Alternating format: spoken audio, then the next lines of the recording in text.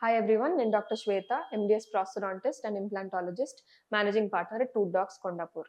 ఈ రోజు మనం మాట్లాడుకునే టాపిక్ చిగురు నొప్పి ఇంకా వాపు ఎందుకు వస్తాయి, ఇంకా దానికి ఏం చేయొచ్చు.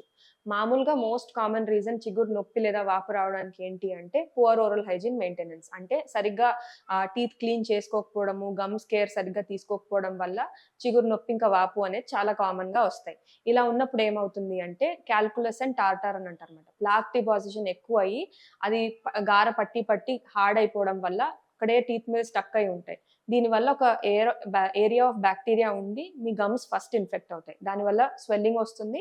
ఇంకా దానికి తోడు వాపు కూడా వస్తుంది. గమ్ ఇన్ఫెక్షన్స్ అనేవి కామన్‌గా ఉంటాయి.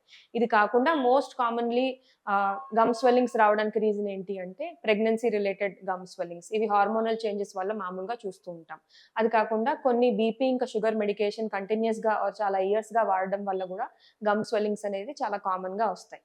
ప్లస్ బ్రేసెస్ ఇంకా ఆర్థోడాంటిక్ ట్రీట్మెంట్ ఏమైనా చేయించుకుంటుంటే టీత్ సరిగ్గా క్లీన్ చేసుకోకపోవడం వల్ల ఆర్ చేయలేకపోవడం వల్ల కూడా గమ్ స్వెల్లింగ్ అనేది చాలా కామన్‌గా చూస్తూ ఉంటాం. సో, ఇప్పుడు గమ్ స్వెల్లింగ్ ఉంటే ఏం చేయాలి దీనికి అంటే మామూలుగా ఇంట్లో లవంగం పెట్టుకోవచ్చు. లేదంటే టీత్ నోరు కడుక్కుంటే సరిపోతుంది అనుకుంటే అది కరెక్ట్ కాదు. అసలు ఎందుకొచ్చింది? దాని రీజన్ ఏంటనేది మీరు ఐడెంటిఫై చేసి దానికి కరెక్ట్‌గా ఉండే ట్రీట్మెంట్ చేయించుకుంటే పర్మనెంట్‌గా మీ గమ్ స్వెల్లింగ్ అయినా, పెయిన్ అయినా అనేది సాల్వ్ అవుతుంది. ఇంట్లో హోమ్ రెమెడీస్‌తో మాత్రము లోకలైజ్డ్‌గా అప్పటికప్పుడైనా తగ్గచ్చేమో గానీ, పర్మనెంట్‌గా అయితే మీ ప్రాబ్లమ్ సాల్వ్ అవ్వదు.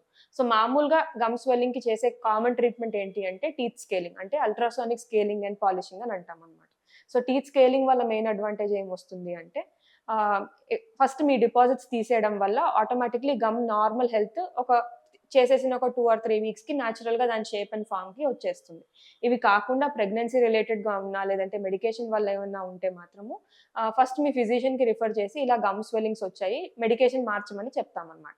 సో, అవి మార్చడం వల్ల ఇన్‌హెరెంట్‌గా కొంచెం తగ్గి, మిగతా వాటికి ఏదైనా లేజర్ ట్రీట్మెంట్ కానీ, ఏదైనా సర్జికల్ ప్రొసీజర్ చేసి గమ్ స్వెల్లింగ్స్ అనేది తగ్గించుకోవచ్చు. సో, మోస్ట్ ఇంపార్టెంట్ అయితే టీత్ స్కేలింగ్ వల్లనే సగానికి సగం గమ్ స్వెల్లింగ్ ప్రాబ్లమ్స్ అనేవి తగ్గుతాయి.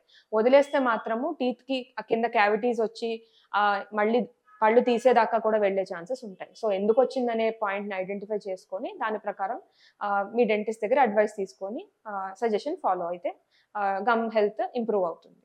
మీకు ఈ టాపిక్స్ మీద ఏమైనా డౌట్ ఉంటే కింద కామెంట్ బాక్స్‌లో మెసేజ్ చేయొచ్చు. లేదంటే you can call us on the number display.